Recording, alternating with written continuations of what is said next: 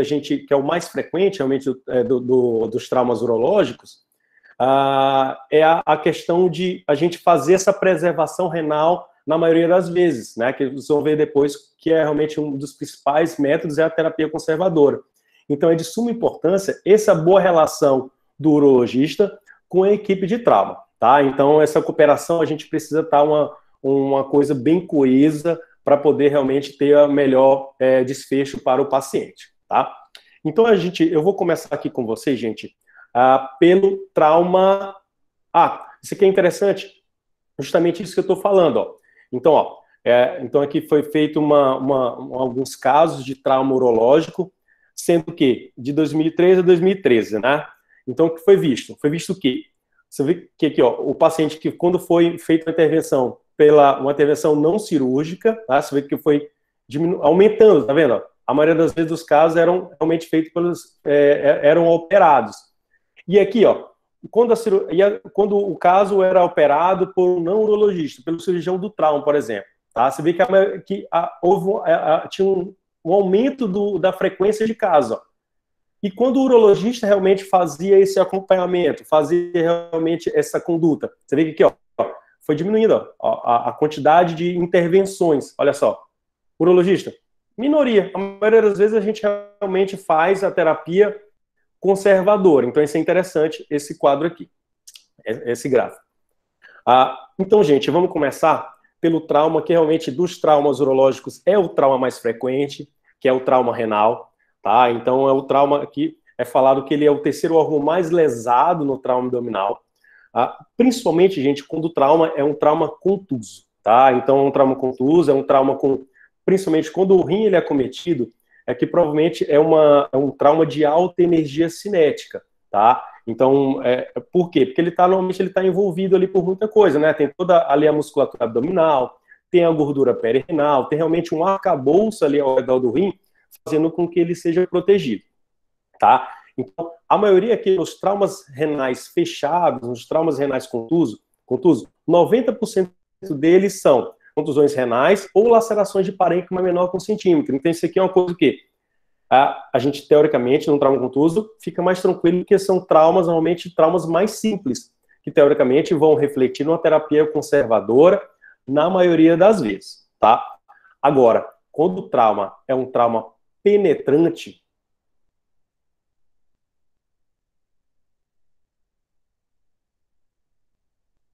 tive um erro aqui. Quando o trauma é penetrante, aí sim, aí é outra história, aí vai para um outro extremo. Normalmente os casos, eles tem um acometimento, normalmente quem faz o primeiro atendimento, às vezes, é o cirurgião do trauma, aí fazendo com que o caso seja cirúrgico a maioria das vezes, tá? Então, tendem a ser mais graves, por quê? Normalmente o paciente ele chega normalmente mais instável e a grande chance de ter outros órgãos acometidos. Consequentemente, esse caso é explorado cirurgicamente nas grande maioria das vezes. Tá? Aqui é muito importante, como falei para vocês, que nos traumas renais, a maioria das vezes tem um mecanismo de desaceleração. Normalmente um impacto frontal, às vezes é o airbag, às vezes é um trauma lateral. Isso faz com que haja essa desaceleração. E nos pontos que normalmente são mais fixos do trato urinário, normalmente pode ter uma avulsão, pode ter uma lesão. Então, pode ter lesão de pedículo, lesão lá na junção ureteropiélica. Então, essa desaceleração tem maior chance de ter o acometimento dessas estruturas.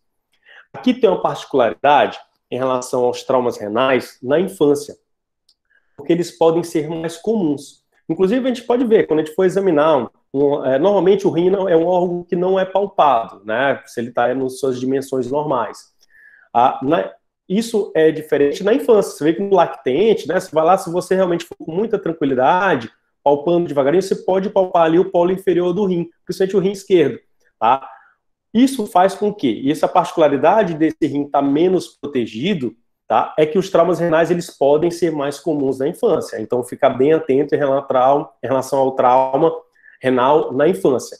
Porque o órgão é um órgão mais baixo e é um órgão que tem menor quantidade daquela gordura perirenal que eu falei anteriormente, que é um dos fatores que fazem com que o rim fique mais protegido. Muito interessante é a questão dos rins patológicos. Então, às vezes a gente tem um paciente que não tem nenhuma malformação renal, nenhuma alteração do trato urinário. Ele sofre um trauma. Devido a todo aquele arcabouço, né, toda a proteção desse rim, esse rim, muitas vezes, ele não é acometido. Isso pode ser diferente se o rim ele já tem alguma doença, se ele já tem alguma alteração. As principais são, quando o paciente, por exemplo, ele tem um rim dilatado, é um paciente que já tem, por exemplo, uma estenose de junção ureteropiélica. Essa dilatação que é decorrente dessa estenose pode provocar, pode ter maior possibilidade de causar um trauma daquela área. Outra, é um rim com múltiplos cistos. Às vezes é um rim cheio de cistos, uma síndrome renal policística. Esse paciente ele tem uma arquitetura renal já alterada. Consequentemente, ele pode ter uma laceração maior, pode ter um hematoma perirenal. Outra, um paciente com tumor. Às vezes é um paciente, por exemplo, que ele já tem um angiomiolipoma, por exemplo, que é um tumor apesar de benigno, mas quando ele tem umas dimensões maiores, a gente fala aí um corte de 4 centímetros, esse tumor ele pode sangrar, às vezes até espontaneamente, imagine com trauma. Então, também é uma das doenças que podem acarretar um traumatismo renal mais fácil nesse tipo de rim.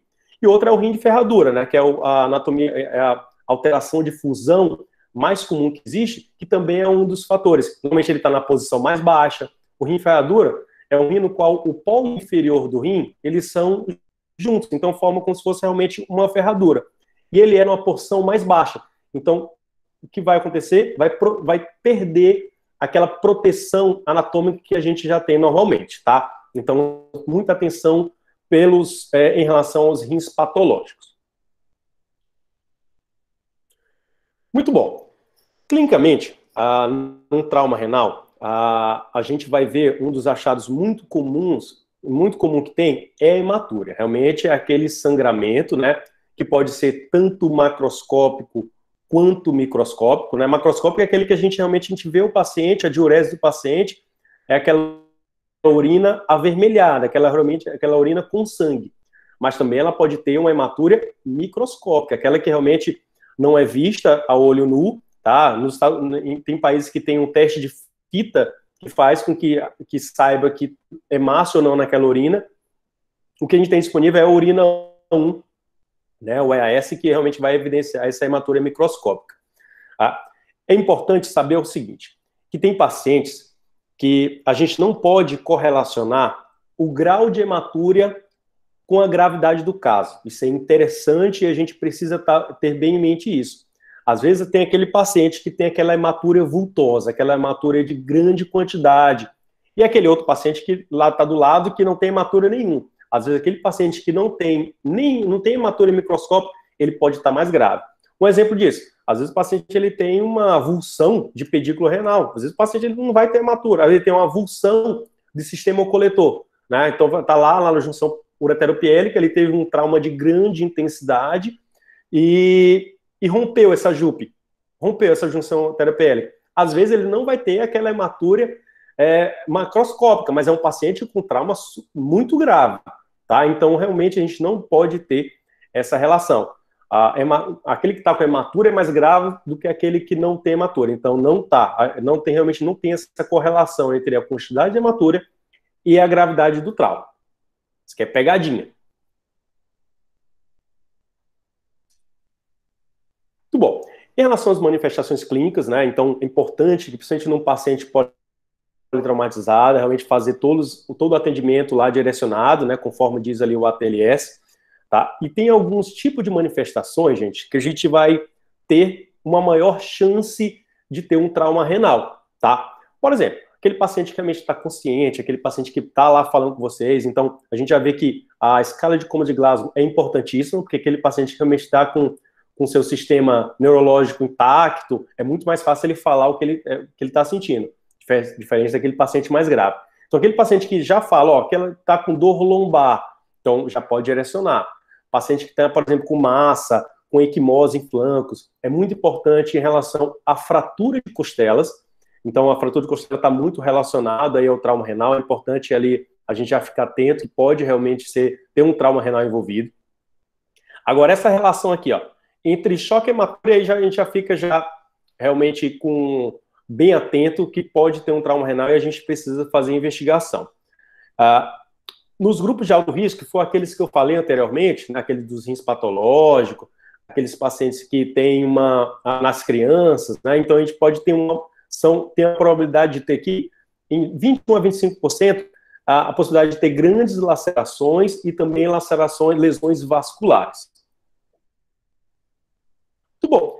Quando a gente está diante de um paciente com suspeito de um trauma renal, a gente tem algumas coisas que a gente pode estar fazendo em relação à investigação, que realmente é o ponto-chave dessa aula em relação ao trauma. Então, saber identificar, né, pegar o paciente clinicamente, fazer a avaliação clínica e saber realmente fazer a investigação dele na hora da urgência e saber conduzir o caso. Primeiro é em relação ao FAST, né? Realmente a gente vê a ultrassom realmente focado para o trauma. Então a gente tem lá nas janelas do trauma, a gente tem lá o espaço espleno-renal e o hepatorrenal. Então o FAST, se tiver uma equipe bem treinada, tiver o aparelho disponível, realmente vai ser de suma importância para a gente levantar essa hipótese.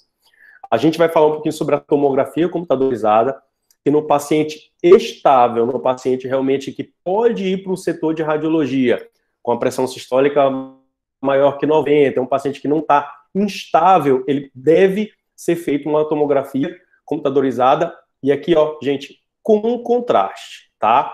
Eu coloquei aqui a urografia excretora, mas é muito pouco feito, realmente a gente pode fazer, quando o paciente está instável, a gente pode fazer uma pielografia intravenosa, que eu vou comentar com vocês posteriormente, tá?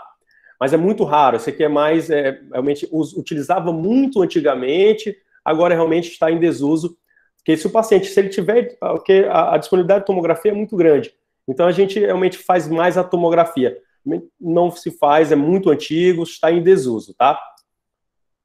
A gente tem aqui, ó, eu tenho mostrando aqui o FAST e a correlação dele com uma tomografia do mesmo paciente. Então, isso aqui é super interessante. Esse aqui foi o FAST da admissão e da tomografia. Olha como é interessante. Aqui, ó, a gente vê aqui, ó, o rim, né? E vê aqui ao redor, vê o hematoma, né? O hematoma perirenal. Ó, aqui é a lesão. Com a tomografia feita com contraste. Então, esse paralelo aqui é super interessante, mostrando aí o grande uso que a gente pode ter do FAST, tá? FAST, lógico, paciente instável, um paciente realmente para fazer aquela avaliação inicial. É a sua indicação principal. Na tomografia, gente, sempre como eu falei para vocês, a tomografia tem que ser feita com contraste, tá? Então a gente vai fazer uma tomografia com contraste intravenoso, tá? Permitindo o quê? Que tenha a fase nefrográfica, a fase renal, e é de suma importância também aquela fase mais distal, aquela fase excretora, que é para a gente verificar se o paciente ele tem alguma lesão do sistema coletor. Então aqui, ó, então a gente vê aqui o rim direito tranquilo, um rim intacto, né, realmente sem nenhum extravasamento, e aqui a gente vê um exemplo de um rim no qual tem uma lesão parenquimatosa e com um hematoma subcapsular. Então esse aqui é um trauma renal. A gente vê bastante isso aqui. Já um exemplo para vocês, mostrando aqui, ó, o rim direito intacto, o rim esquerdo aqui a gente já vê uma particularidade.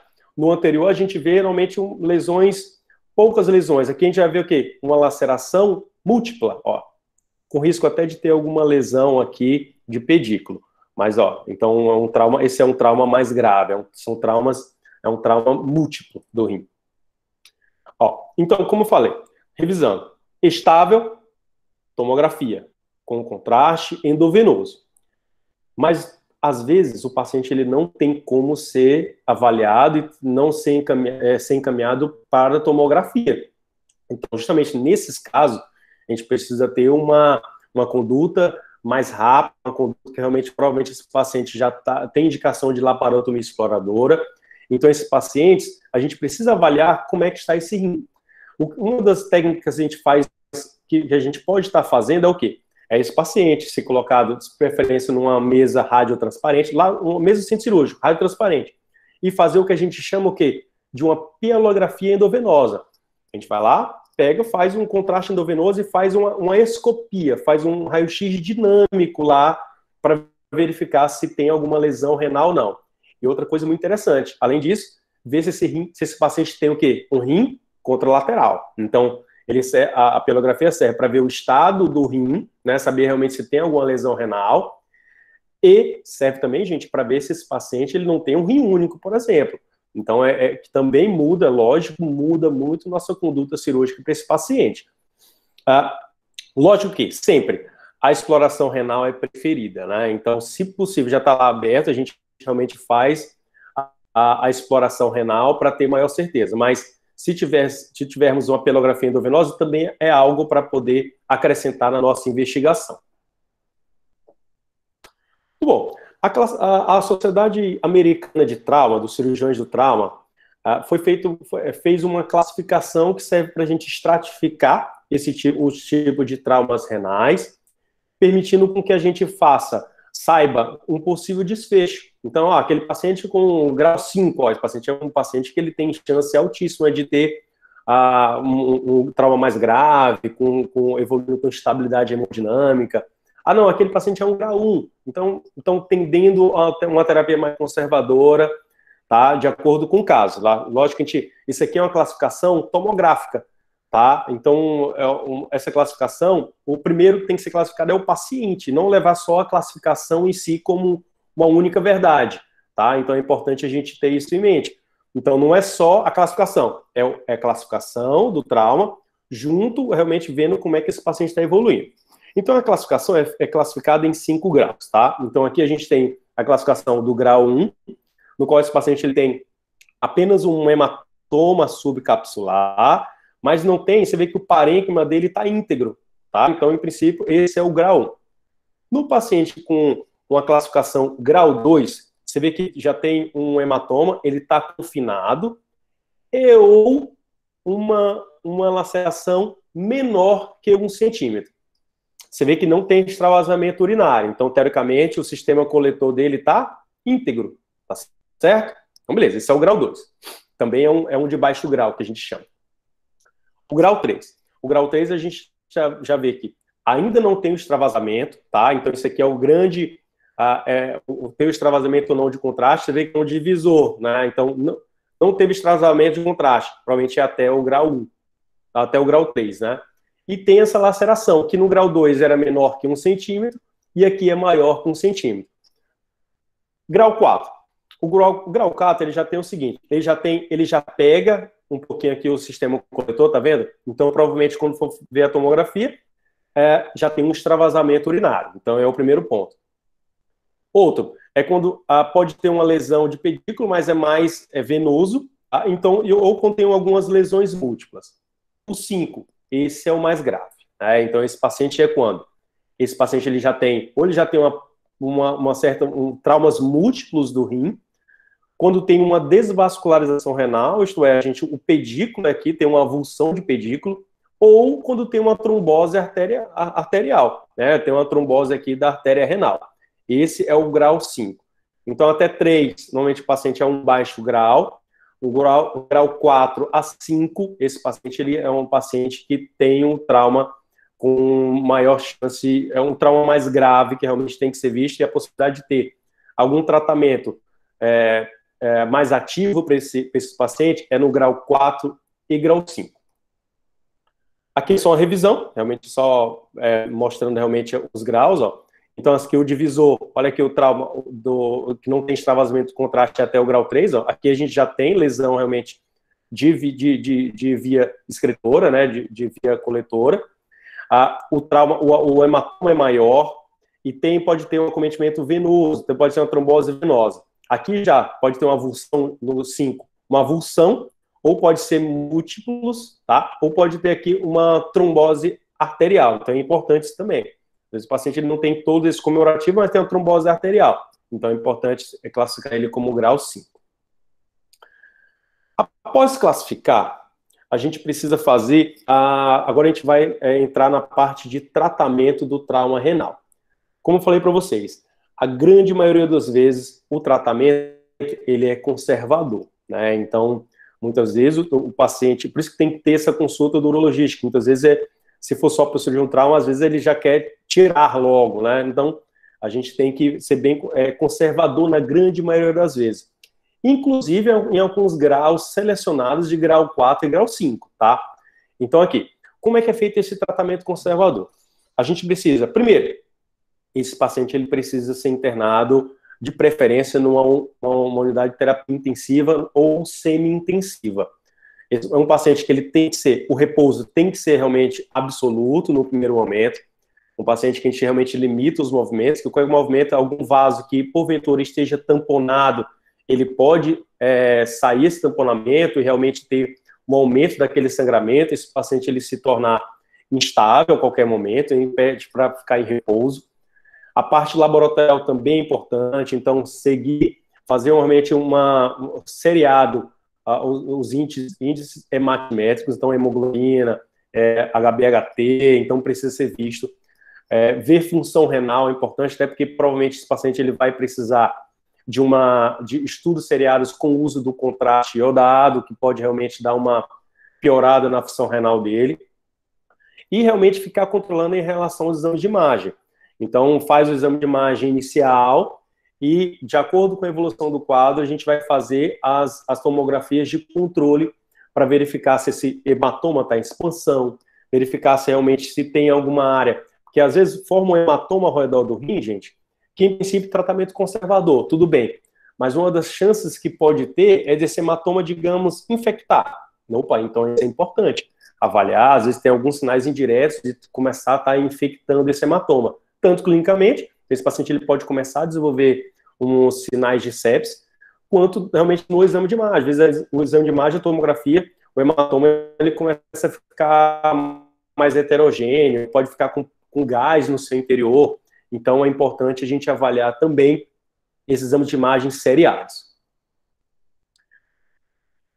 Com o apoio da radiologia intervencionista, uma das coisas que está sendo cada vez mais feito, é a embolização. Então é sempre pensar. Às vezes o paciente ele tem uma trombose arterial, o que o classifica em um trauma renal grau 5.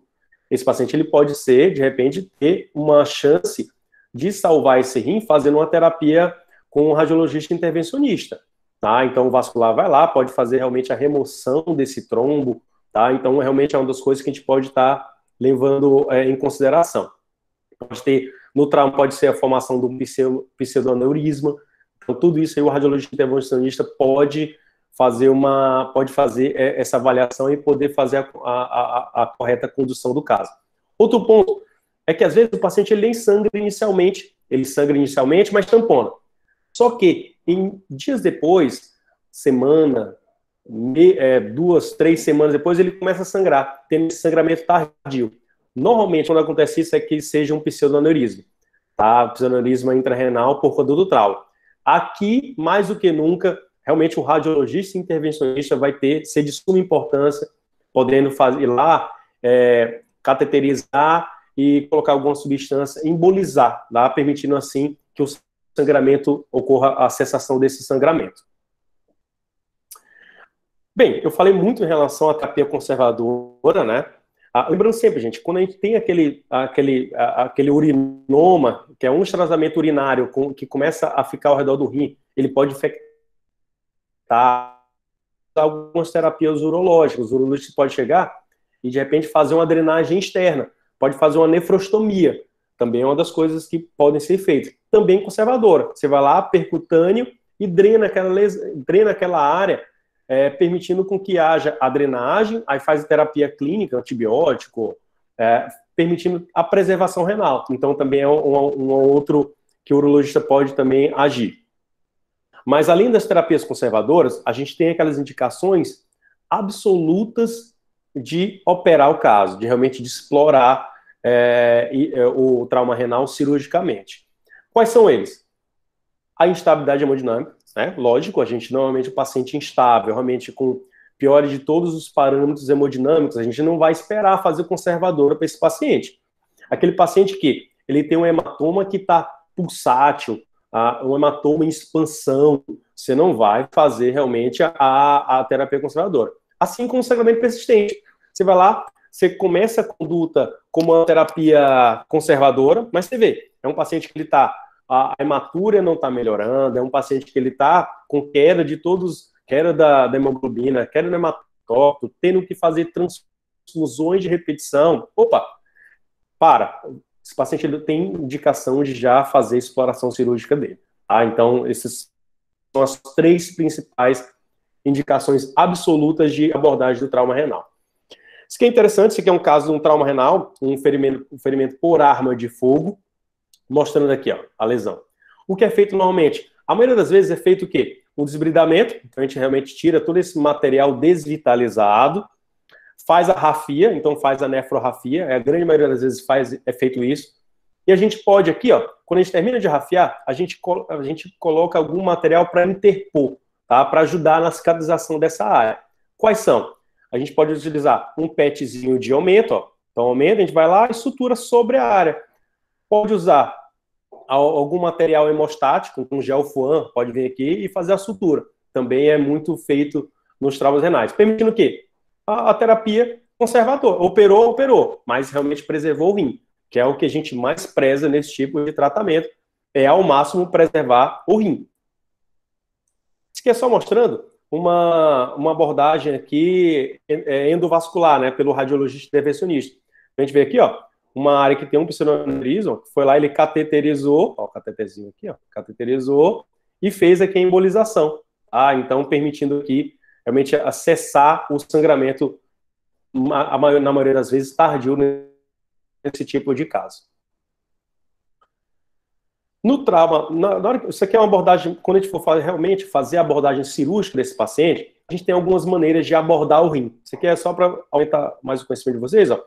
2 maneiras. Uma, a gente pode fazer aqui e classicamente já fazer realmente o rebatimento aqui do colo esquerdo, no caso do lado esquerdo, né? Colo esquerdo, e acessar diretamente o pedículo. Outras vezes, a gente tem uma manobra no qual a gente utiliza, que aqui, ó, a gente vai na porção medial da aorta, aí aqui tem a veia mesentérica inferior. Nesse local aqui, a gente pode fazer, ao abrir o peritônio aqui, o meso, a gente pode chegar direto no hilo de ambos os rins, né? Então isso aqui é legal. Então a gente abre, já isola aqui o pedículo, aí a gente vai realmente lá fazer a exploração renal. Já com o hilo já está todo reparado. Aí você já, tipo assim, sangrou muito lá. A gente pode fazer uma falsa ligadura dessa veia renal para diminuir o sangramento, permitindo lá a rafia ou o tratamento que porventura possa ser feito. Então essa é uma abordagem super interessante. Ela exige mais do cirurgião, é uma técnica mais difícil, mas dá para fazer e fica muito bem feito, tá? Então fica mais segura a abordagem desse rim. Bom, o algoritmo final aqui do trauma renal mostrando o seguinte. Então, o primeiro passo que a gente vai ter é o quê? É verificar se esse paciente está estável. Gente, realmente não tem como fazer nenhuma investigação. Esse paciente, a maioria das vezes, vai para o tratamento cirúrgico. Realmente o grande ponto aqui tem que fazer, se tiver disponível a pelografia intravenosa, tá? E realmente tem que explorar, né? Uma vez que você está um trauma renal, que é instável, você tem que explorar, tá? Você pode ter ou não o auxílio lá da pelografia intravenosa. Ou esse paciente está estável. Beleza, então no paciente estável a gente vai verificar se ele está com hematura macro, se ele tem um mecanismo de desaceleração que realmente possa ter um trauma renal envolvido, tá? Um trauma frontal, ou RBEI, um trauma lateral, um trauma próprio, um trauma contuso, no objeto contuso na região lombar. Então, realmente é um mecanismo que pode causar o trauma renal. Outra, é aqui, ó, pacientes, ainda mais criança, que pode não ter hematura, mas tem esse achado da hematura microscópica. O melhor exame que tem um paciente estável é a tomografia com contraste, tá? Se for verificado que o traumatismo, ele causou um sangramento arterial, é importante ter uma boa equipe de radiologia intervencionista para fazer realmente a avaliação desse paciente. Pode ir lá e realmente fazer a correção. Se o traumatismo, grau 1, grau 2 e grande maioria dos graus 3, o tratamento é conservador, tá? E em alguns casos selecionados de grau 4, grau 5, a gente pode também estar fazendo conservador, mas realmente com grande chance desse paciente precisar realmente de um tratamento cirúrgico. Tudo bem? Esse é o trauma renal, é o trauma realmente que a gente tem que tomar mais tempo. é um trauma mais frequente do trauma que tem um acometimento urológico. Então, essa é a conduta que a gente pode estar tomando aí para poder fazer o manejo adequado dos casos, tá? O segundo caso, o segundo tipo de trauma urológico que eu queria falar para os senhores é esse aqui, que é o trauma ureteral, tá? O trauma ureteral, primeiro, ele é pouco frequente. É uma estrutura mais protegida, ela fica mais protegida lá na região retroperitoneal, ela é uma estrutura mais móvel, então é bem menos frequente. Então, realmente ter um trauma ureteral isolado é muito raro, tá? A grande maioria, pessoal, é através de iatrogênica, tá? Então, a grande maioria das vezes do trauma ureteral é devido a alguns procedimentos cirúrgicos, tá? Sejam eles ginecológicos, então a gente tem aí esterectomias, tá? Alguns tipos de cesárea, às vezes pode dar cesárea muito complicada, cesárea vários com muita aderência, uma cicatrização, muita fibrose local, pode ter. Trauma urológico, então a gente tem algumas cirurgias, prostatectomias radicais, pode ter lesão em ureter distal, paciente, procedimentos endoscópicos, né? A ureterolitotripsia, a ureterorenolitotripsia vai quebrar cálculo lá no rim. Então, às vezes, na manipulação desse ureter, pode ter realmente o trauma ureteral. E alguns procedimentos proctológicos. Então, aqui eu tenho uma imagem, uma imagem clássica mostrando uma lesão ureteral. O ureter é uma estrutura móvel, uma estrutura muito fina, tá? Então, realmente tem uma gordura ao redor ali do ureter, mas uma estrutura muito fina. Uma espessura, realmente, uma espessura mínima. Qualquer tipo de manipulação, aqui no caso é através de uma ureteroscopia, você pode verificar, ter um trauma renal, desde o mais leve, ó, a gente tem só um falso trajeto bem tranquilo aqui, quem faz realmente muita ureteroscopia é tranquilo. Agora, quando começa a ver essa imagem aqui, realmente traduz ser um trauma mais grave, tá? Aqui, inclusive, vem uma gordurinha aqui, ó, periureteral. Esse é um trauma que realmente exige a gente ter maior atenção, tá? Porque realmente ele pode trazer complicações para o paciente. Os traumas externos são realmente muito mais raro, né? Mas acontece realmente através de um ferimento por arma de fogo. É muito importante aqui que, além do trauma ureteral, a chance de ter outros traumas abdominais, traumas intestino delgado, grosso, tá? Baço, pode ter também concomitante. Então, o que acontece é que realmente é o trauma ferimento por arma de fogo, a maioria das vezes são operados, e normalmente é muito raro ter lesão ureteral isolada, muito raro. A maioria das vezes realmente tem um trauma de outras lesões aí ao mesmo tempo. Pode ter também, gente, através do trauma abdominal fechado, também é possível. Principalmente nas áreas onde o ureter normalmente é mais fixo, né? Então lá na junção ureteropiélica, às vezes pode ter um trauma por desaceleração e correr uma avulsão lá da junção ureteropiélica. Também é possível. O quadro clínico, gente, é muito inespecífico, né? A gente não tem como saber, num primeiro momento, que teve uma lesão ureteral. A não ser que seja uma lesão cirúrgica, que na hora, a maioria das vezes, elas são vistas no momento.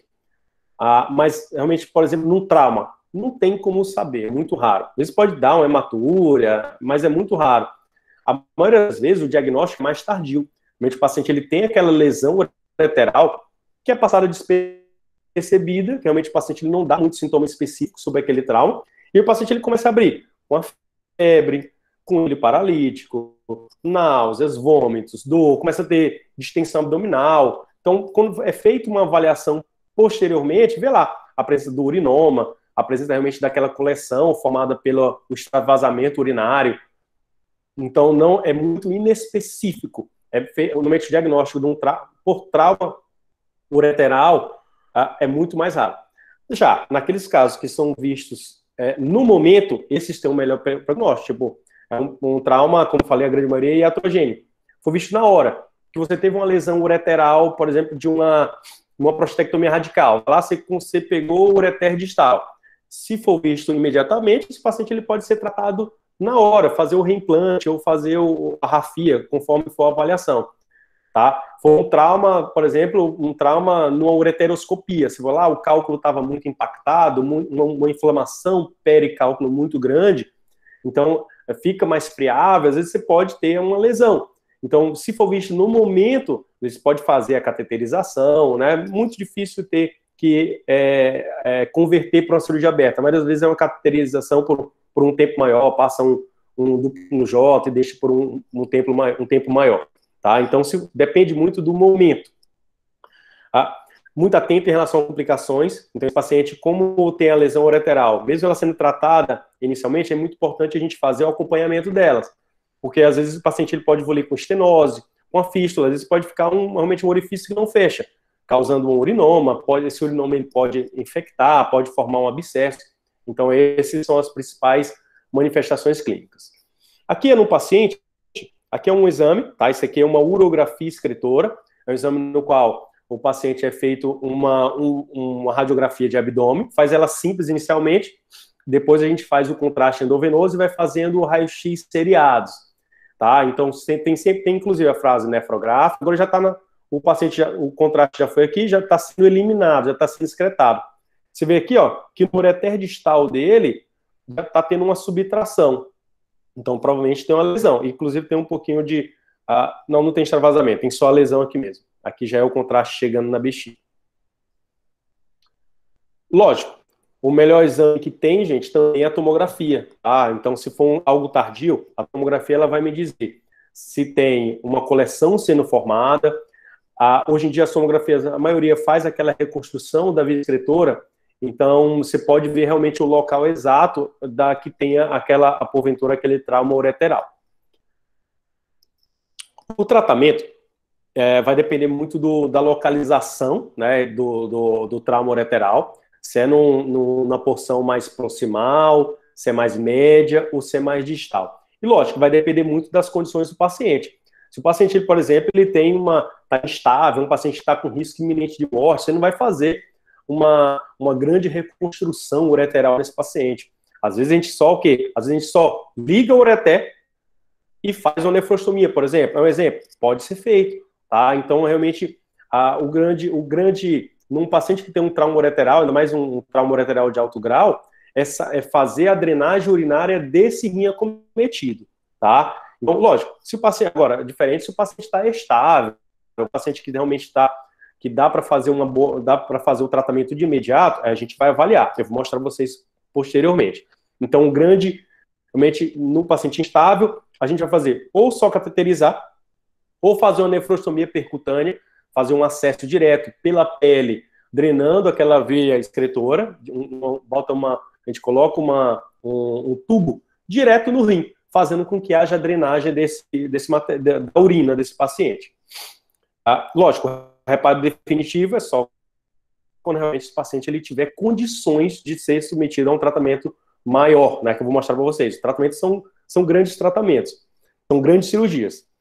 A gente tem aqui, ó, se for no terço superior do ureter, a gente pode fazer, ou a gente pode fazer uma ureteroanastomose, término terminal, ou a gente pode fazer uma anastomose direto lá na pelve renal. Às vezes, se a lesão for muito grande, tiver uma perda, uma desvitalização muito grande de ureter, a gente pode ir lá e colocar uma interposição de alça. Pode ser também, tá?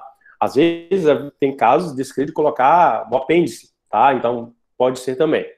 Em terço médio de ureter, a gente pode fazer a ureteroanastomose, sempre espatulando, né, realmente para aumentar a luz do ureteral. Pode interpor alça. Em alguns casos, quando o trauma é muito grande, que não consegue realmente interpor alça, a gente pode fazer o que a gente chama de uma transureterostomia.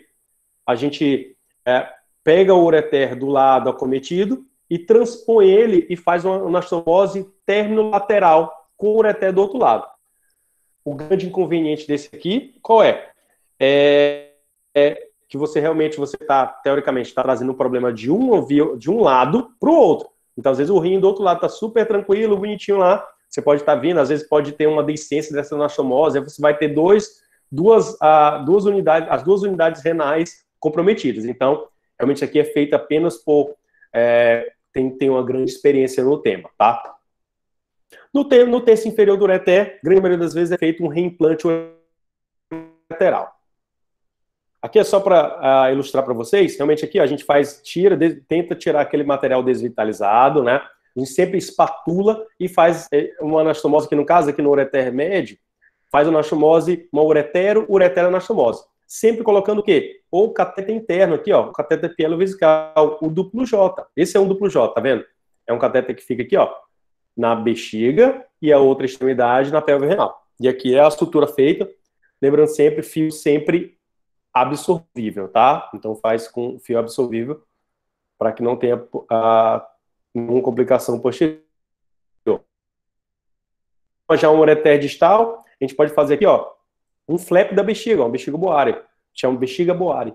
Então aqui, ó, a gente puxa um flap da bexiga, tá? Faz a anastomose, lógico, sempre um cateter duplo J, e faz aqui a correção do trauma. Sempre, a maioria das vezes a gente faz o que a gente chama de um psoas hit, a gente faz aqui um ancoramento aqui no psoas para diminuir mais a tensão dessa anastomose. E lógico, sempre a gente coloca o cateter duplo J, tá, gente? Porque aí ajuda a drenar melhor o rim, não tem um extravasamento urinário pelos pontos de sutura, o que pode prejudicar, às vezes, a cicatrização. Tem aqui uma foto realmente no intraoperatório, ó, aqui já está feito, aqui sendo feito, aqui é um fio guia hidrofílico, aqui é a bexiga aberta, aí a gente faz, quando a gente faz o psoas-hit, a gente faz aqui um ancoramento aqui no psoas.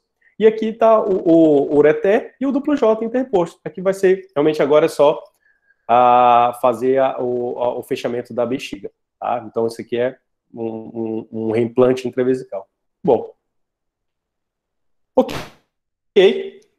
O outro trauma que eu gostaria de falar para vocês é sobre o trauma de bexiga, o trauma vesical, tá? Normalmente, no adulto, a bexiga é um órgão extraperitoneal, né? Situado no pélvico. A bexiga tem uma grande predominância dele intraabdominal. Então, é uma das coisas que a gente pode ver de diferença entre as idades aqui. Os traumas de bexiga eles não são tão comuns, tá? E a grande maioria das vezes, eu queria que vocês gravassem aqui, é que ele está o quê? 80% a 95% dos casos estão associados a uma fratura de pelve. Tá? Então, ficar muito atento. E um trauma de pelve. O paciente evoluir com hematúria, então o trauma de bexiga tem uma alta possibilidade. Que a bexiga, ela se fixa na pelve, né? Fixa realmente nos ossos da pelve. Então, se tem realmente uma distorção anatômica, isso pode causar esse trauma de bexiga. É interessante ver no trauma, principalmente no paciente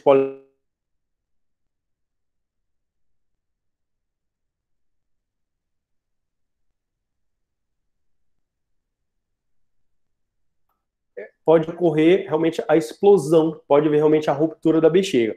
Muitas vezes tem muitos pacientes que sofrem trauma que estão realmente sob o uso de álcool. Então, o álcool aumenta muito realmente a diurese, aumenta muito a produção urinária. A maioria desses pacientes está com bexiga cheia, o que pode predispor ao trauma de bexiga, tá? Então, ficar atento nisso. Quando a gente realmente está frente a um trauma de bexiga, é de suma importância, a gente fazer trauma extraperitoneal ou se é um trauma intraperitoneal. Isso muda muito, realmente, a nossa conduta nesse caso.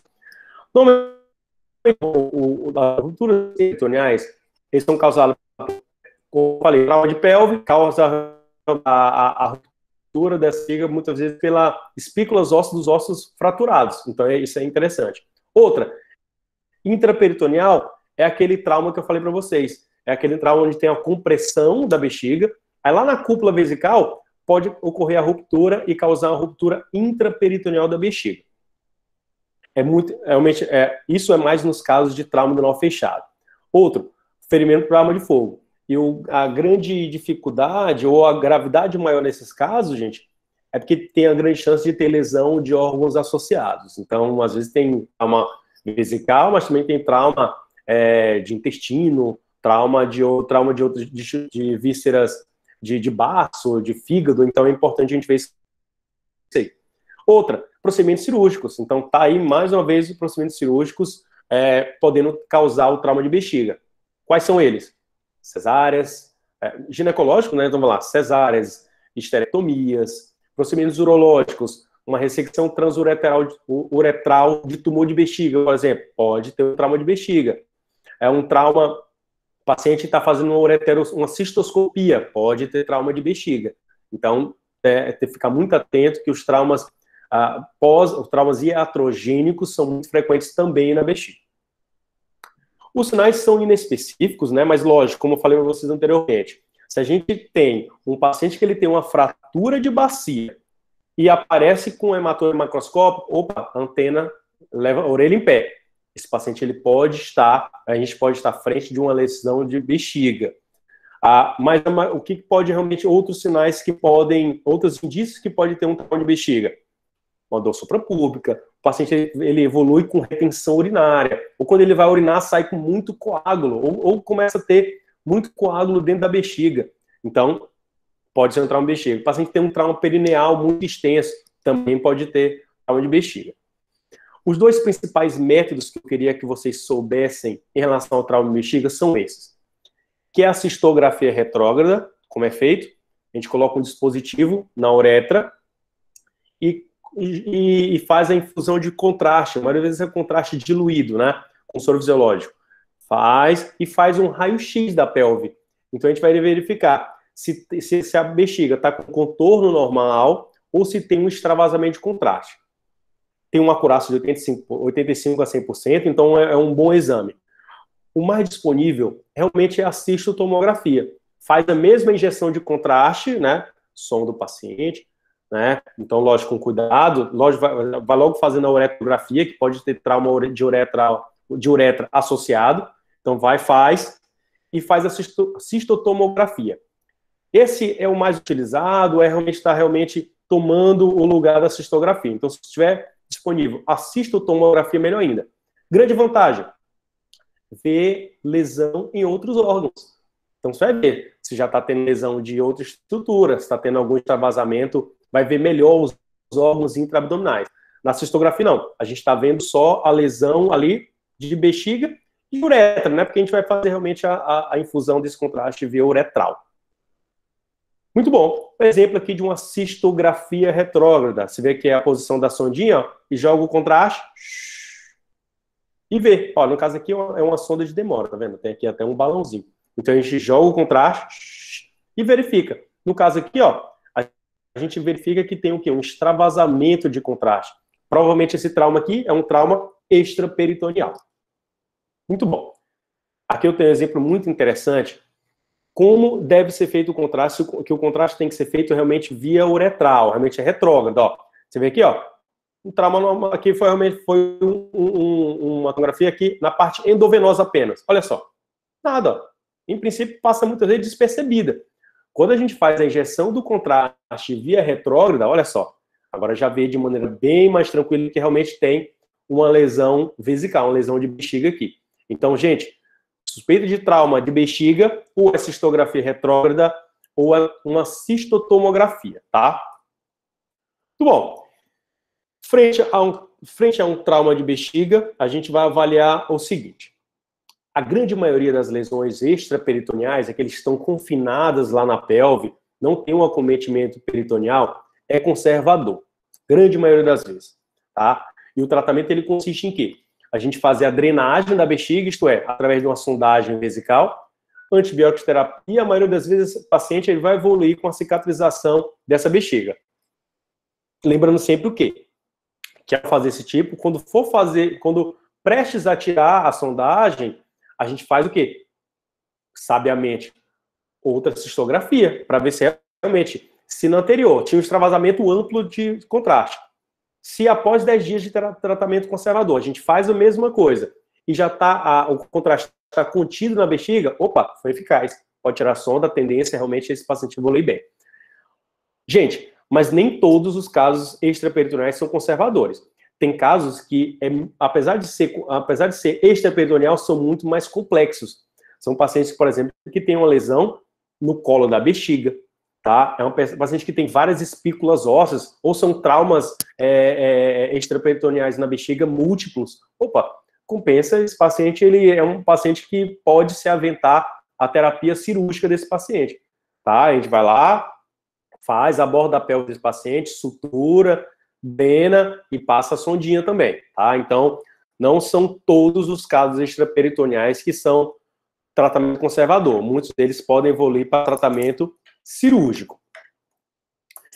E já nos casos intraperitoneal, gente, aí sim, o tratamento cirúrgico é mandatório, né? Até porque tem muita chance também de ter alguma lesão de outro tipo de órgão, de ter lesão associada, tá? Então, normalmente, então, o que é feito? A gente abre, faz o inventário da cavidade, vê se não tem nenhuma lesão associada e faz realmente o tratamento cirúrgico da bexiga, que é feito através de uma cistorrafia. A gente faz uma sutura em 2 planos, pegando a mucosa e pegando o detrusor, e sempre drena, tá, gente? Sempre. A gente drena lá a pelve e também faz a drenagem da bexiga, tá? A gente faz através de, pode ser até também através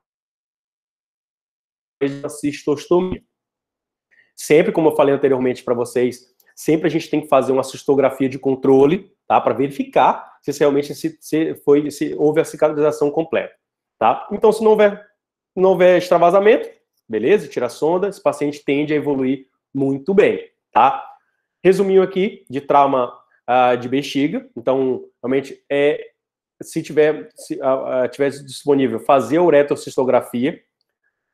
Se realmente for visto um trauma vesical, a gente vai ver. Se for trauma penetrante, gente, pela grande chance de ter um trauma associado, a maioria das vezes é cirúrgica, tá? Nos pacientes que o trauma contuso, um trauma fechado, a gente vai ver. Se é só uma contusão da bexiga, não faz nada, tá? Se for uma ruptura extraperitoneal, faz conservador. Se for intraperitoneal, faz uma exploração cirúrgica, tá? Então, esse aí é o resuminho da conduta frente a um trauma vesical. Muito bom. Para finalizar, a gente vai falar agora sobre o trauma uretral. São mais frequentes no sexo masculino, lógico que realmente a gente não pode falar que a mulher não tenha, porque realmente tem alguns casos, a gente nos politraumas muito grandes. A maioria, gente, é no sexo masculino, tá? Na mulher, normalmente quando tem um trauma uretral, também tem muitas vezes um trauma de colo vesical e vagina associado, normalmente realmente sempre em lesões muito extensas. Realmente a frequência é muito diminuída, realmente faz aqui apenas 3% de todas as lesões do trato do sistema urogenital. E é importante, no trauma uretral, realmente na uretra masculina, sempre a gente vai tentar dividir entre a uretra anterior e a uretra posterior. Tá? Isso aí realmente é o que vai definir, é o que vai ser uma das grandes diretrizes para a gente saber qual o tipo de caso, tipo de conduta a fazer. Se é no trauma de uretra anterior, que é a uretra peniana e a porção da uretra peniana e a porção bulbar, né, é a uretra anterior. A uretra posterior, ela é a uretra membranosa e a uretra prostática. Então, isso aqui precisa estar em mente, ó. Beleza, o trauma de uretra, beleza, abriu o leque. É anterior ou posterior? Tá? Então, anterior, peniana bulbar. Posterior, prostática e membranosa. A membranosa, ela tá justamente na parte do esfíncter, tá, masculino. O outro tem um esfíncter que fica no colo e tem outro que fica lá, o esfíncter externo. Então, esse externo, ele é coincidente lá com a uretra membranosa. A uretra bulbar, realmente é o famoso, classicamente, isso aqui é pergunta de prova, né, classicamente relacionados ao quê? Ao trauma a cavaleiro, que é mais ou menos esse rapazinho aí brincando, ó. Então, esse é o trauma de uretra bulbar, queda cavaleiro no trauma de uretra. Então, os alunos já vão ver, pensar em uretra bulbar, uretra anterior. O traumatismo de uretra posterior, gente, realmente, como eu falei, ele vai pegar aqui a uretra prostática e membranosa. A maioria das vezes estão associadas à fratura de pelve, lá quando tem uma disjunção, tá? Então é importante. E esse trauma, quando tem trauma de pelve, causando a disjunção da síntese pública, aquela fratura em livro aberto, né, que a gente vê muito, é muito relacionada à uretra membranosa. Então, fica muito atento, esse paciente tem muita chance também de evoluir com incontinência, tem que ser visto precocemente. Outra porção da uretra, esse que eu não comentei, mas da uretra anterior, gente, é no trauma da uretra peniana, tá? Então, a gente tá muito relacionado ao quê? Principalmente intercurso sexual. Então, aquele paciente que está lá durante o ato sexual, tem a famosa... Tem aquela fratura peniana. Então, muitas vezes pode estar associado ao trauma de uretra, tá? Uretra peniana.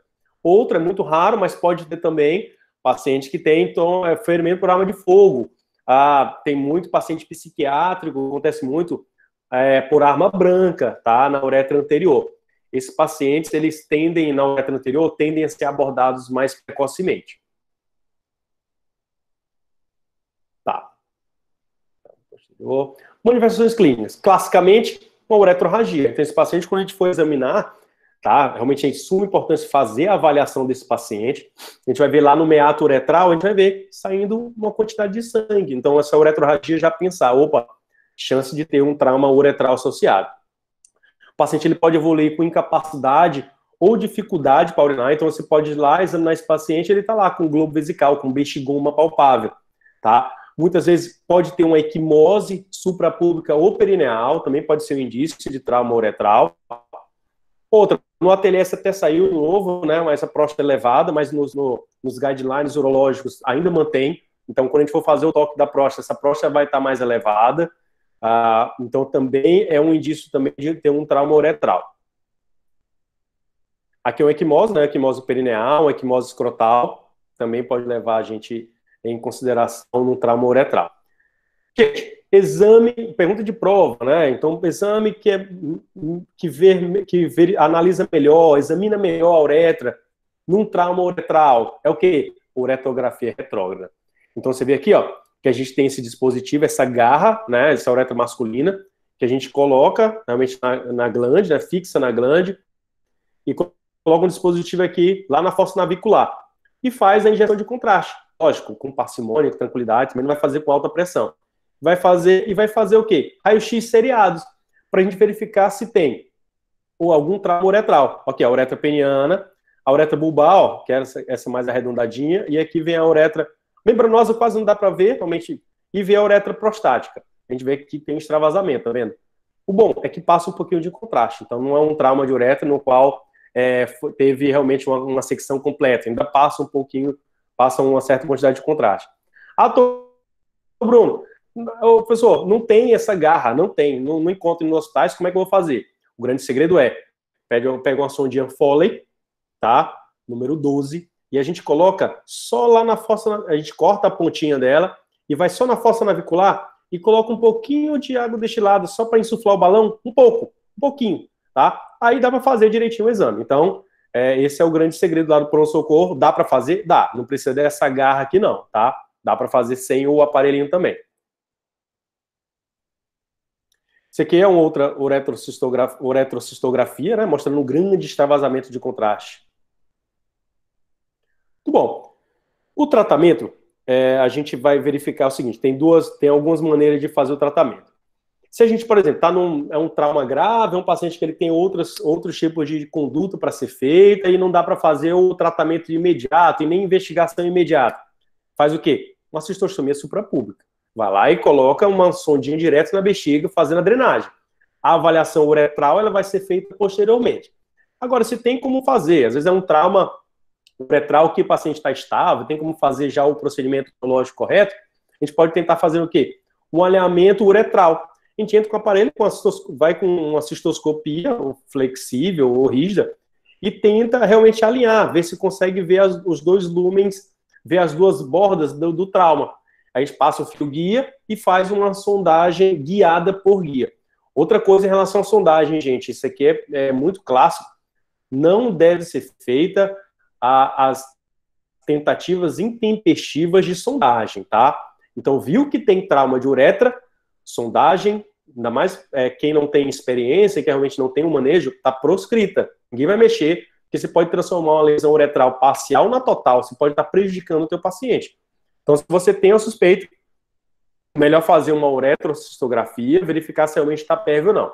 Se tiver a equipe de urologia, às vezes é muito experiente, né, o urologista é experiente, pode tentar fazer mas nem o urologista vai tentar fazer de maneira intempestiva, de maneira realmente a agravar o quadro do paciente, tá? Então, muita calma em relação à sondagem, tá?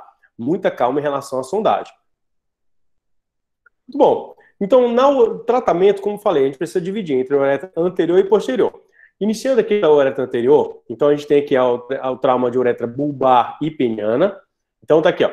Se é um trauma de uretra peniana, a maioria das vezes é penetrante, ou um ferimento por arma branca, tá? Então, esse paciente, ele, de preferência, ele tem que ser abordado na hora, melhor. Então, a chance desse paciente evoluir melhor, sem risco de estenose, é muito grande. Então, é melhor, no trauma de uretra peniano, abordar imediatamente.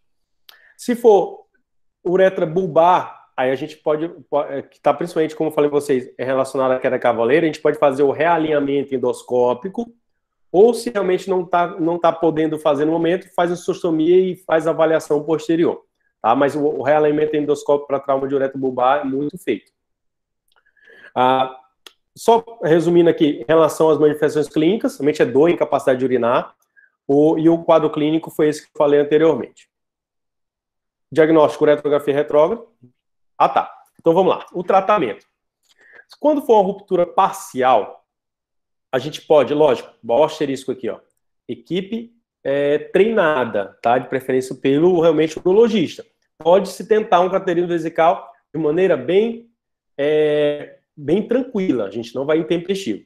E outro, fazer o realinhamento endoscópico que eu já falei para vocês. Gente, quando tem ruptura completa, não tem o que realmente, a gente vai fazer a cistostomia, depois a gente vai reconstruir, fazer uretroplastia, com mucosa, com interposição não de mucosa oral, isso aqui realmente são procedimentos mais complexos. Mas aqui, ó, foi ruptura completa, não vai dar para tratar a uretra agora. O que faz? Calma, cistostomia, depois a gente avalia, tá? Depois que esse paciente sair, trata o possível processo infeccioso, lesão associada, mas não vai se mexer nisso na hora do trauma.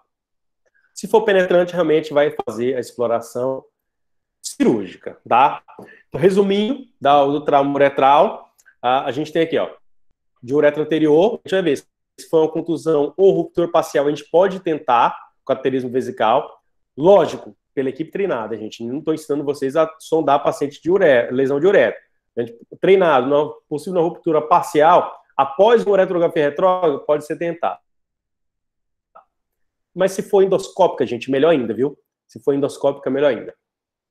Lesão de uretra posterior. Se for completa, complexa, tiver outras estruturas associadas, ó, cistostomia, depois a gente vê. Se for ruptura completa, tá? A gente pode fazer uma cistostomia e reconstrução tardia. Se for simples, também pode ser tentado o realinhamento endoscópico. Mas você vê que são muitas condutas em relação ao trauma de uretra.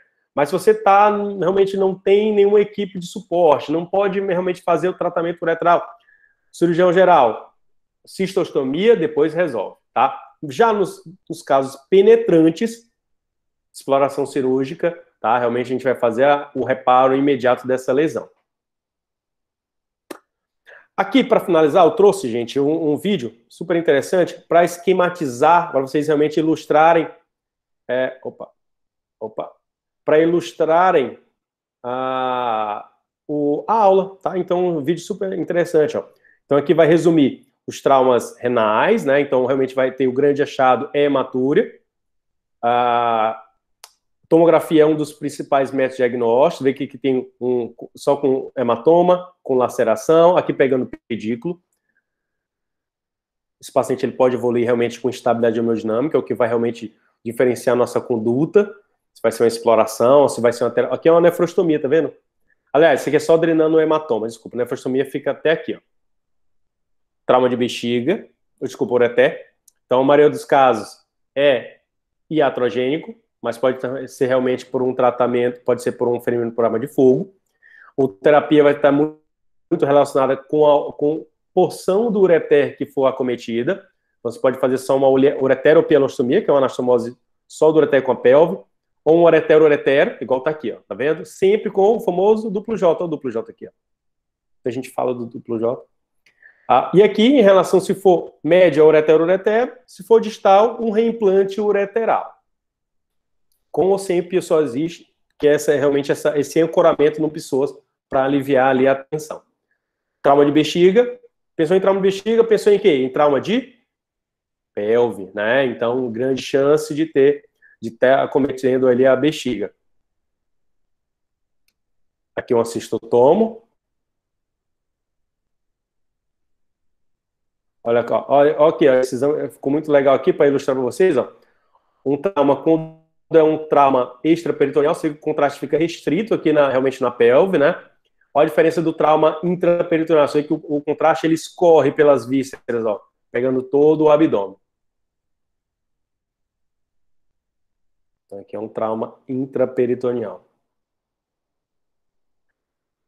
Fazendo estudo, a gente pode fazer extraperitoneal, a gente pode fazer só a sondagem. Se for intraperitoneal de preferência, rafio e sondagem. Trauma de uretra, ok, isso aqui é legal para ilustrar as porções da uretra. Uretra peniana, fossa auricular, né, que é a que fica na glande, uretra peniana, bulbar, membranosa, que não dá para ver tanto, né, e a uretra prostática, né, então isso aqui são as diferenças. Então, muitas vezes pode ser um trauma aqui na sínfise púbica, um trauma perineal, que era cavaleiro, ó, você vê que era cavaleiro, ó, dá direitinho aqui, ó, na uretra bulbar, então, uretrorragia, o sintoma que realmente vai uma equimose perineal, sondagem, esquece, às vezes no toque retal a próstata vai estar elevada, nada de sondar, por favor, tá? Então, a maioria das vezes esse paciente vai ser submetido a uma cistostomia, tá? Então, é isso aí. Tudo bem? Agora, eu quero, não sei como é que dá para fazer por bate-papo aí, mas o que vocês acham aí dessa pergunta, gente? Para finalizar, eu trouxe 3 questões aí para gente. Ó, vamos lá. Depois eu vou ver o bate-papo, ver se vocês acertaram, viu? Na primeira, vai. Número 1, essa aqui. Com relação aos traumatismos urogenitais, assinale a alternativa incorreta. Vamos ler um por um aqui. A rotura extraperitoneal da bexiga associa-se frequentemente no trauma renal, os achados de dor, massa, ocorrência de choque devem ser avaliados, incluindo a tomografia abdominal, sendo que a intensidade da hematura pode não corresponder à intensidade do trauma. Perfeito. A sondagem vesical de demora é o tratamento padrão para as lesões de bexiga intraperitoneais, enquanto que lesões de bexiga extraperitoneais devem ser tratadas cirurgicamente. O achado de... Eu estou dando a resposta para você nem de bate-papo, né? O achado de sangue no meato uretral indica a investigação de trauma uretral, que pode ser realizada através de uretrocisto ou cateterismo uretrovesical. Ok. Não deve ser utilizado material sintético para fechamento de túnica albugínea pelo alto risco de infecção. Isso aqui eu não falei, mas realmente, isso aqui é muito específico. Tá? Então aqui, letra C, né, pessoal? Muito tranquilo. Segunda questão, vamos lá. Todas são indicações absolutas de exploração cirúrgica no trauma renal, exceto... Letra A, instabilidade hemodinâmica por sangramento renal persistente, hematoma perirenal expansivo ou pulsátil, avulsão do pedículo renal, extravasamento urinário, lesão de víscera maciça associada. O que vocês acham que é? É absoluta? Aqui o extravasamento? Claro que não. Eu falei que muitas vezes pode ser feito só um cateterismo, ou um duplo J, ou uma nefrostomia. Então, não são todos não, tá?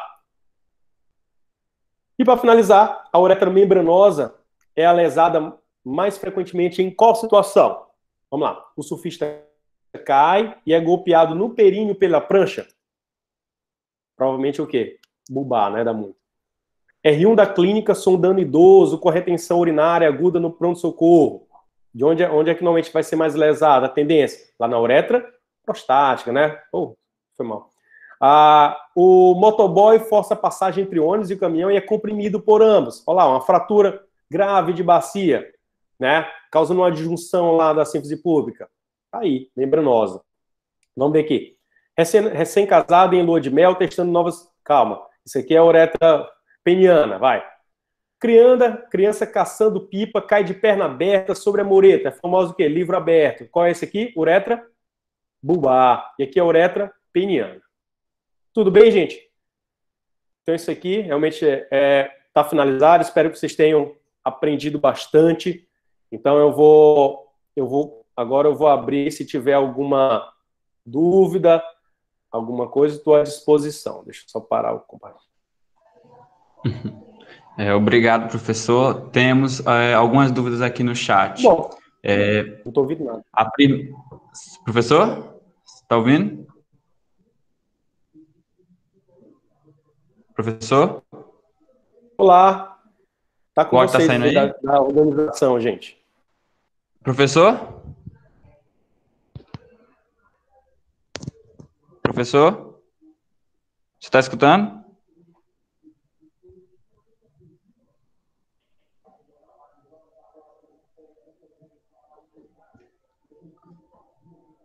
Olá. Professor? Vocês podem me confirmar se meu áudio está saindo?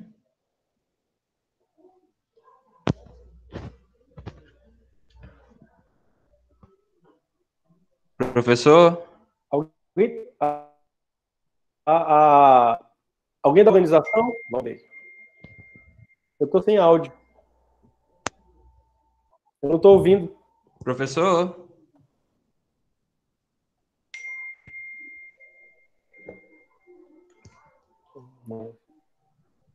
E agora? O senhor está me ouvindo?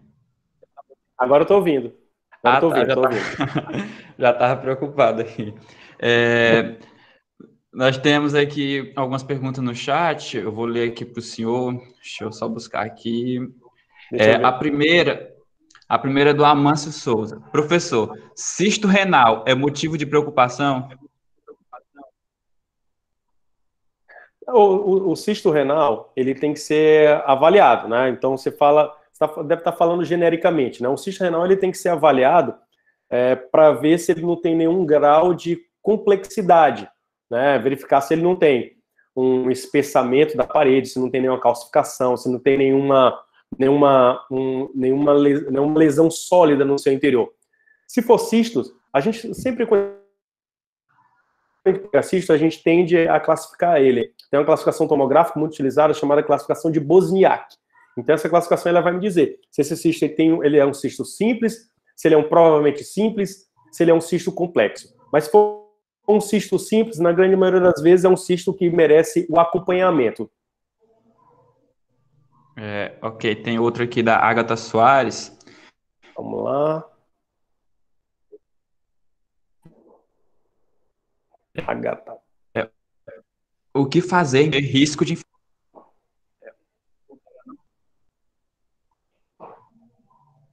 Eu não ouvi, Bruno.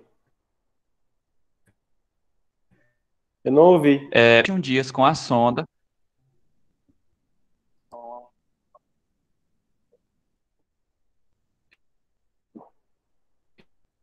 Eu não estou ouvindo direito. Só sobre sonda, eu não... Problema de áudio, professor. Eu não... Não, eu tô ouvindo, só que cortou.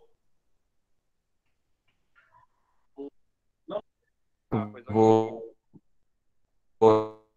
ler de novo. A pergunta é, o que fazer quando o paciente passa de 21 dias de sonda para não ocorrer infecção? Realmente, o que fazer para não dar infecção? Primeiro, é tentar resolver a vida desse paciente. Primeira coisa. Realmente, porque é um paciente que ele está com catéter vesical, está com a sonda vesical demora, temos que fazer o máximo para esse paciente ver o porquê que ele está usando e fazer realmente a resolução do que está causando a retenção. Beleza. Uma vez que ele está com o catéter vesical demora, tem alguns casos que a gente pode utilizar uma profilaxia antibiótica, tá? Mas fazer o quê? Aliada à troca frequente do catéter. Então, se está dando infecção por ficar muitos dias, vamos lá, vamos antecipar, vamos fazer de 15 em 15 dias. Mas realmente o grande lance para vocês é fazer a resolução, tá? Ou se for operar, ou o que for feito para poder tirar essa sonda o mais precoce possível.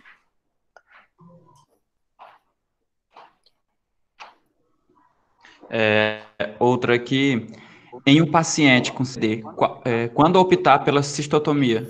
A gente opta pela cistostomia, primeiro, quando a gente não tem um aparato, digamos que a gente não tem um aparato de fazer a correção imediata do trauma uretral. A gente vai lá e faz a cistostomia, tá? Num paciente instável, um paciente que realmente não tem condições de fazer uma terapia da uretra de maneira conservadora, não tem como não fazer a terapia imediata uretral, cistostomia, tá? Então, a cistostomia serve para a gente para drenar a via urinária e postergar essa conduta uretral. Então, essas são as principais indicações. Principalmente uretra posterior, viu, gente? São tratamentos, realmente são traumas mais graves. A outra aqui da Ana Clícia. Em casos de trauma renal, grau 4 ou 5, com instabilidade hemodinâmica, como avaliar para definir entre conduta conservadora ou cirúrgica? Excelente. Então, para cirúrgica, são aquelas indicações clássicas. Então, tipo assim, um paciente que está lá com trauma, está instável, um paciente que está com queda de índice hematimétrico, não tem como. O trauma grau 4, grau 5, é aquele trauma que o paciente está estável, é um paciente que está com um hematoma, não está em expansão, índice hematimétrico normal, tá? Não está tendo queda, não está tendo transfusões com frequência. Beleza, então esse paciente, a gente aventa essa possibilidade de fazer conservador. Aí esse paciente não é só conservador e pronto, a gente tem que fazer uma certa investigação, tá? Verificar se fazendo testes de imagens com frequência, pedir para a equipe de radiologia intervencionista fazer uma arteriografia renal para ver se esse paciente ele tem um trombo, tá? Então vai muito relacionado à estabilidade desse paciente. Não é para você abriu como grau 4, grau 5, é obrigatório operar. Não, se esse paciente está uma lesão única, trauma fechado, paciente estável, não tem porquê a gente sabe que esse paciente tem chance de realmente fazer uma terapia de preservação renal desse paciente. Ok. Outra aqui do Anderson. Professor, existem indicações formais para o uso do duplo J no trauma renal? Sim. Tipo assim, você vê que é um trauma renal. É um paciente que ele tem, por exemplo, só um extravasamento urinário em trauma de pelve, por exemplo. Um extravasamento mínimo. Você pode ir lá, né, passar o catéter duplo J e esse paciente ele evolui muito bem, porque ao passar o duplo J você está drenando esse rim. Então, permitindo que não haja o extravasamento de contraste por aquele ponto que foi traumatizado. Então, você passa o duplo J, né? É um procedimento feito sob escopia, que é aquele raio-x dinâmico, permitindo a alocação correta desse duplo J. Então, dá para fazer sim. Então, é uma indicação. Tá? É um paciente que ele começa a ter um extravasamento, é um urinoma, que você drena ele, mas também você quer drenar a via urinária. Opa, o duplo J também pode ser feito. Tá? Então, essas são as principais indicações aí para o duplo J no trauma, tá? Muito bom. Beleza. Tá aqui, Ana Luísa. Deixa eu ver. Ana Luísa. É possível ocorrer ruptura intraperitoneal e extraperitoneal de forma concomitante? Claro, claro. Claro que sim. Tudo é possível. Ainda mais no trauma. E é possível? Claro que sim. E se sim, como seria o manejo? Aberto, né? Então, provavelmente traduz um trauma mais complexo, não é um trauma simples. Quando tem trauma extra e intraperitoneal, tratamento cirúrgico, tá? Então, pouquíssima chance desse paciente, de maneira conservadora, apenas com a sondagem, resolva o caso. Então, realmente aí é cirúrgico. Abrir, realmente explorar a bexiga, fazer a rafia dela, deixa uma cistostomia e drena a cavidade. Vamos lá. Professor, até que momento a atuação do urologista nesses casos e em qual momento entra a avaliação do nefro? Normalmente o nefrologista no trauma, realmente ele não vai ter tanto, a atuação dele não vai ser tão grande, tá? E o urologista, assim que realmente for lá nos hospitais, os grandes hospitais, que se tiver o urologista no plantão, ele já entra de imediato, né, ao ver já que se tem alguma lesão urológica ou não, possível lesão urológica ou não. Tá? Nos outros, que é sobre aviso, normalmente o que acontece? Se for conservador, o urologista deve ir lá na UTI, ou no intraoperatório mesmo, acontece de a gente ser chamado já com o paciente, já numa laparotomia exploradora, para fazer nossa avaliação lá mesmo. Nefrologista não, nefrologista é mais posteriormente, né? Quando for realmente tiver algum dano renal, na função renal. Mas inicialmente não tem tanta finalidade, não.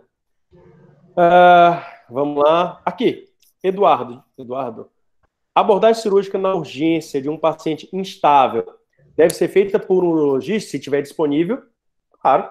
Mas se tiver, por exemplo, se está lá, o cirurgião geral abriu e tem um trauma renal, normalmente ele vai abordar. Mas vocês viram lá naquele slide anterior, grande chance de o quê? Desse paciente virar ser submetido a uma nefrectomia. Que às vezes o cirurgião geral, na grande maioria das vezes, a não ser que seja o cirurgião do trauma, tá?